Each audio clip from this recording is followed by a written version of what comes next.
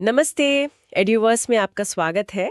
आज हम इतिहास के एक ऐसे दौर की बात करने वाले हैं जिसने भारतीय उपमहाद्वीप का नक्शा हमेशा के लिए बदल दिया। हम सब दिल्ली सल्तनत के बारे में पढ़ते हैं, लेकिन वो सल्तनत मतलब रातों रात तो खड़ी नहीं हो गई। नहीं, बिल्कुल नहीं। उसकी नींव कई सदियों के हमलों, लड़ाइयों और कल्चरल टकरावों पर रखी गई थी।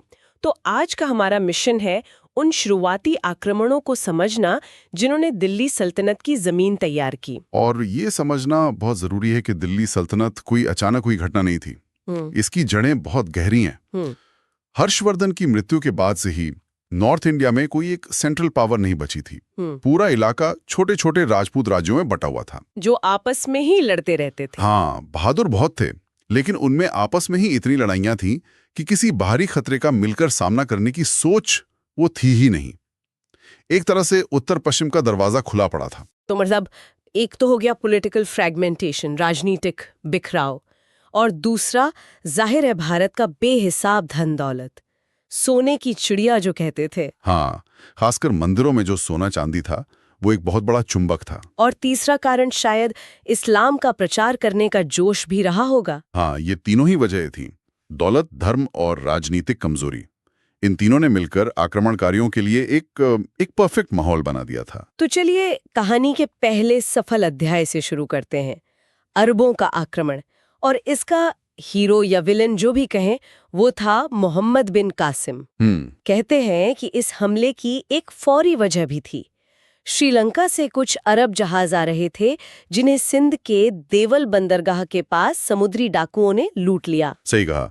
और जब इराक के गवर्नर अल हज्जाज ने सिंध के राजा दाहिर से इसका हर्जाना मांगा तो राजा दाहिर ने साफ मना कर दिया। उन्होंने क्या कहा? उनका तर्क था कि लुटेरे उनके कंट्रोल में नहीं हैं।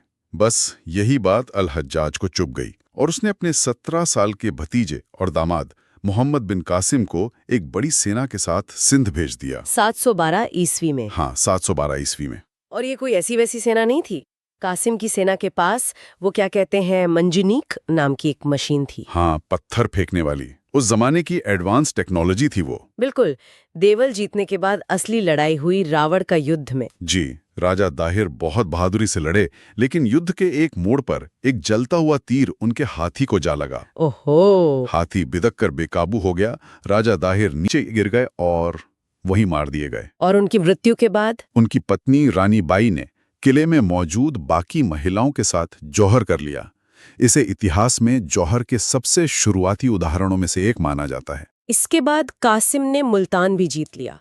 मैंने पढ़ा है कि उसे मुल्तान में इतना सोना मिला कि उसने शहर का नाम ही सिटी ऑफ गोल्ड यानी स्वर्ण नगर रख दिया था। हाँ, सोना तो बहुत मिला, लेकिन यहाँ एक बड़ा सवाल खड़ा होता है जिसका जिक्र कई इतिहासकार करते हैं। क्या? कि क्या इस हमले का भारत पर कोई लंबा पॉलिटिकल इम्पैक्ट पड़ा?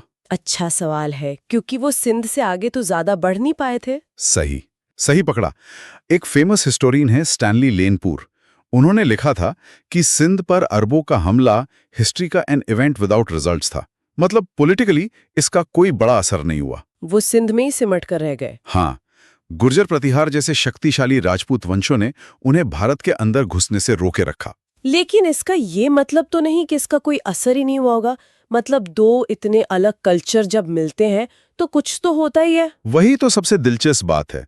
पॉलिटिकल असर भले ही कम रहा हो, लेकिन कल्चरल इम्पैक्ट बहुत गहरा और लंबे समय तक रहने वाला था। अच्छा। ज्ञान का एक जबरदस्त लेन देन हुआ। भारत का खगोल शास्त्र, चिकित्सा और सबसे बढ़कर गणित, खासतौर पर डेसिमल सिस्टम, दशमलव प्रणाली, वो अरब पहुंचे। अरे वाह! अरब उसे हिंसा कहते थे, मतलब हिंद से आया हुआ। कमाल है। मतलब जिसे आज दुनिया अरबिक न्यूमेरल्स कहती है, वो असल में हिंसा है। और फिर अरब से ही ये ज्ञान यूरोप तक गया? बिल्कुल। इसके अलावा भारत में पहली बार जजिया टैक्स, जो गैर मुसलमानों पर लगाया जाता था, वो मोहम्मद बिन कासिम ने ही सिंध में शुरू किया। और पंचतंत्र की कहानियों का भी तो अनुवाद हुआ था। हाँ, पंचतंत्र का अरबी में अनुवाद हुआ, कलीला व दिमना के नाम से। तो असर तो बहुत गहरा था। तो अरबों का असर कल्चरल था, पॉलिटिकल नहीं। लेकिन ये शांति ज्यादा दिन नहीं चली। लगभग 300 साल बाद उत्तर पश्चिम से एक बिल्कुल अलग तरह का तूफान आया। तुर्कों का। हाँ, तुर्कों का। और इस बार उनका मकसद सिर्फ सिंध तक रुकना नहीं था। और इस तूफान का पहला और सबसे भयानक चेहरा था महमूद गजनवी। गजनवी का मकसद कासिम से बिल्कुल अलग था। उसे यहाँ कोई साम्राज्य नहीं बनाना था। उसका सिर्फ एक ही एजेंडा था, लूट। बस लूट। उसके बारे में कहा जाता है कि उसकी दो ही जुनून थे। एक, भारत से बेहिसाब दौलत लूटकर गजनी को सेंट्रल एशिया का सबसे शानदार शहर बनाना। और दूसरा खुद को बुतकश यानी मूर्ति तोड़ने वाला एक महान इस्लामी योद्धा के तौर पर स्थापित करना। हाँ, उसे खलीफा से यामीनुद्दौला का टाइटल भी मिला था। इतिहासकार सर हेनरी इलियट का अनुमान है कि उसने भारत पर 17 बार हमले किए। 17 बार? हाँ, ये हमले किसी बुरे सपने की तरह थे। 1001 ईस्वी में उसने हिंदू शाही राजा जयपाल को हराया। जयपाल इस हार का अपमान बर्दाश्त नहीं कर पाए और उन्होंने आग में कूदकर जान दे दी। ये तो बहुत दुखद है, लेकिन राजपूत राजाओं ने मिलकर उसका सामना करने की कोशिश तो की होगी। की थी। 1008 में जयपाल के बेटे आनंदपाल ने उज्जैन, ग्वालियर, कन्नौज के राजाओं को इकट्ठा करके एक बड़ी सेना बनाई। हिंद में एक भयंकर लड़ाई हुई। एक वक्त तो ऐसा लगा कि राजपूत जीत रहे हैं और गजनवी की सेना भागने लगी है। फिर क्या हुआ? मतलब जीती हुई बाजी कैसे हार गए? वही तो, किस्मत का खेल। अचानक आनंदपाल का हाथी शायद किसी पटाखे या बारूद की आवाज से डरकर बिधक गया और मैदान से भागने लगा। ओहो, अपनी ही सेना के बीच में भगदड़ मच गई होगी। बिल्कुल, सेना का मनोबल टूट गया और जीती हुई बाजी हार में बदल गई। गजनवी के सारे आक्रमणों में से सोमनाथ वाला सबसे ज्यादा याद किया जाता है। ऐसा क्या खास था उस हमले में? सोमनाथ का शिव मंदिर गुजरात में था और अपनी संपत्ति के लिए पूरे भारत में मशहूर था। वो गजनवी का 16वां हमला था, 1025 में। और वहां का राजा? गुजरात का जो राजा था भीम प्रथम, वो बिना लड़े ही भाग गया। लेकिन आम लोगों ने तो सामना किया था। हाँ, कहा जाता है कि 50,000 से ज्यादा श्रद्धालुओं ने मंदिर को बचाने की कोशिश में अपनी जान दे दी। गजनवी ने मुख्य शिवलिंग को खुद तोड़ा और मंदिर से करीब 20 लाख दिनार की संपत्ति लूटी। बाप रे। लेकिन उसकी वापसी आसान नहीं थी। लौटते वक्त सिंध के जाटों ने उसकी सेना पर हमला करके काफी परेशान किया। अच्छा। इसी का बदला लेने के लिए उसने अपना आखिरी 17वां हमला 1027 में सिर्फ जाटों को सजा देने के लिए किया। गजनवी की शख्सियत में एक बड़ा विरोधाभास भी है। एक तरफ वो इतना बड़ा लुटेरा और विध्वंसक था, दूसरी तरफ वो विद्वानों का बहुत सम्मान करता था। अल-बरूनी उसी के साथ भारत आया था, है ना? हाँ, अल-बरूनी एक असाधारण विद्वान था। वो सिर्फ एक इतिहासकार नहीं था, वो एक साइंटिस्ट, गणितज्ञ, दार्शनिक, सब कुछ था। और उसने भारत पर एक किताब भी लिखी थी, किताबुल हिंद। उसने भारत में कई साल गुजारे, संस्कृत सीखी और यहाँ के धर्म, समाज और विज्ञान का बहुत गहराई से अध्ययन किया। क्या लिखा उसने अपनी किताब में? उसने भारतीय ज्ञान की बहुत तारीफ की, लेकिन साथ ही दो चीजों की आलोचना भी की। एक, यहाँ की कूपमंदुकता, मतलब ये सोच कि हमारा ज्ञान ही दुनिया में सबसे बेस्ट है। अच्छा, मतलब एक तरह का इंटेलेक्चुअल आइसोलेशन। जी, कि हम बाहर की दुनिया में क्या हो रहा है उस पे ध्यान ही नहीं दे रहे थे। जी बिल्कुल, अल-बरूनी का यही कहना था। और दूसरी चीज जिसकी उसने आलोचना की वो थी यहाँ की जाति व्यवस्था। तो गजनवी के हमलों का सबसे बड़ा असर क्या हुआ? सबसे बड़ा लॉन्ग टर्म इम्पैक्ट ये हुआ कि उसने पंजाब को गजनी साम्राज्य का हिस्सा बना लिया।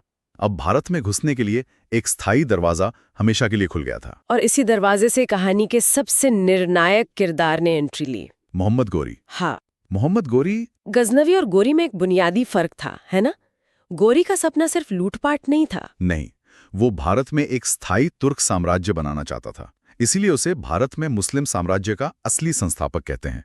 वो गजनवी से ज्यादा चतुर था, मतलब ज्यादा दूर की सोचने वाला। हाँ, वो समझ गया था कि भारत के दिल यानी गंगा घाटी तक पहुंचने का रास्ता पंजाब से होकर जाता है। उसने पहले सीमा पर अपनी पकड़ मजबूत की। लेकिन उसकी शुरुआत भी कोई शानदार नहीं रही। उसे भारत में एक जबरदस्त हार झेलनी पड़ी थी। हाँ, 1178 में उसने गुजरात पर हमला किया। ये उसकी एक बड़ी स्ट्रेटेजिक मिस्टेक थी। वहां क्या हुआ?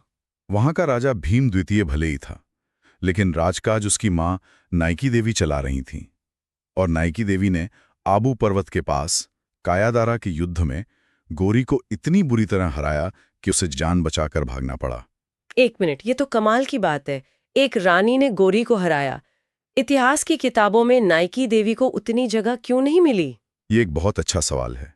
इतिहास अक्सर बड़ी लड़ाइयों और दिल्ली के तख्त पर बैठने वालों पर ही फोकस करता है।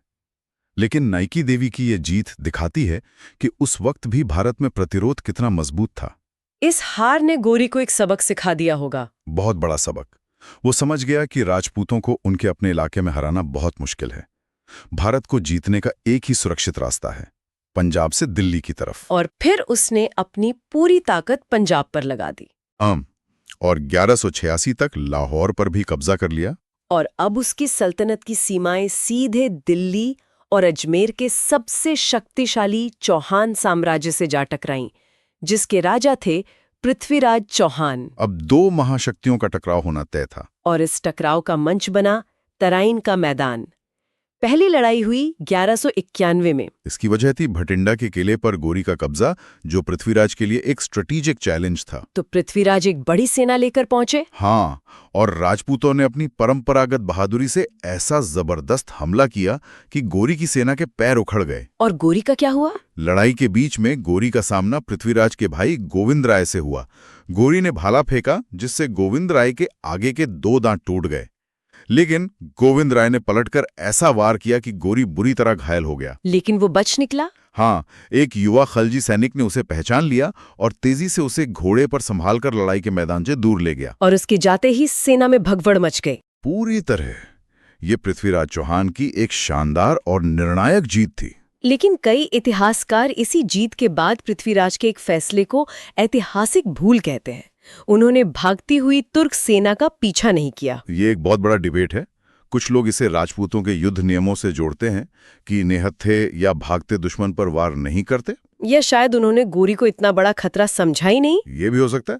उन्हें लगा होगा कि वो हार के बाद अब दोबारा हमला करने की हिम्मत नहीं करेगा। वजह जो भी हो, ये फैसला महंगा पड़ा। गोरी को अपनी सेना को फिर से तैयार करने के लिए पूरे 1 साल का वक्त मिल गया। और ठीक 1 साल बाद 1192 में वही मैदान, वही योद्धा। लेकिन नतीजा बिल्कुल उल्टा। इस बार गोरी ने अपनी पिछली हार से बहुत कुछ सीखा था।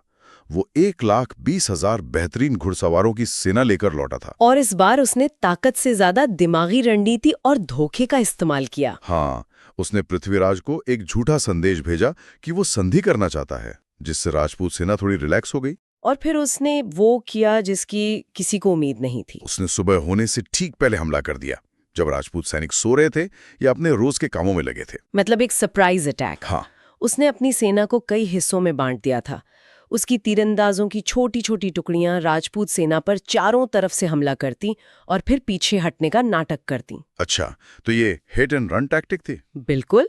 इस टैक्टिक से राजपूत सेना को दिन भर मैदान में भगा भगा कर थका दिया गया। मैं कल्पना कर सकती हूँ, एक तरफ पूरी तरह थक चुकी बिखरी हुई सेना और दूसरी तरफ ताजा दम रिजर्व फौज। दोपहर तक जब राजपूत सैनिक पूरी तरह थक चुके थे, तब गोरी ने अपने तुर्प के इक्के का इस्तेमाल किया। उसने अपने 12,000 सबसे बेहतरीन और ताज़ा घुड़सवारों की रिजर्व फोर्स को अंतिम हमले का आदेश दिया। और थकी हारी राजपूत सेना ये हमला नहीं झेल पाई। गोविंद राय मारे गए। पृथ्वीराज चौहान ने भागने की कोशिश की, लेकिन उन्हें सिरसा के पास पकड़ लिया गया। इस एक लड़ाई ने उत्तर भारत के दरवाजे तुर्कों के लिए हमेशा के लिए खोल दिए। राजपूतों की हार के पीछे सिर्फ गोरी की रणनीति थी या उनकी अपनी भी कुछ कमजोरियां थीं, जैसे वो हाथियों पर बहुत ज्यादा निर्भर रहते थे? हाँ, कई कारण थे। एक तो यही हाथियों पर निर्भरता। हाथी जब बिदक जाते थे तो अपनी ही सेना को कुचल देते थे। वहीं तुर्कों के पास बहुत तेज रफ्तार वाले घोड़े और बेहतरीन तीरंदाज थे। दूसरा, राजपूत सेना अलग अलग सामंतों की टुकड़ियों को मिलाकर बनती थी, जिसमें एक यूनिफाइड कमांड की कमी थी। और शायद सबसे बड़ी वजह राजनीतिक एकता की कमी। कन्नौज के राजा जयचंद जैसे शक्तिशाली राजा इस लड़ाई से दूर रहे। तो आज की हमारी बातचीत को समेटें तो ये साफ है कि तराइन की दूसरी लड़ाई भारतीय इतिहास का एक टर्निंग पॉइंट थी। बिल्कुल। इसने सदियों से चले आ रहे राजपूत शासन के दौर का अंत कर दिया और मध्यकालीन भारत में इस्लामी शासन की नींव रखी। मोहम्मद गोरी ने जो बीज बोया था, वही बाद में दिल्ली सल्तनत बना। हाँ, वही बीज उसके सबसे काबिल गुलाम कुतुबुद्दीन ऐबक के हाथों 1206 में दिल्ली सल्तनत के रूप में एक विशाल पेड़ बना। ये शुरुआती आक्रमण सिर्फ कुछ लड़ाइयां नहीं थीं, बल्कि ये वो नींव के पत्थर थे जिस पर अगले 600-700 सालों का इतिहास लिखा जाना था। और हम अपने श्रोताओं के लिए एक सवाल छोड़ जाते हैं।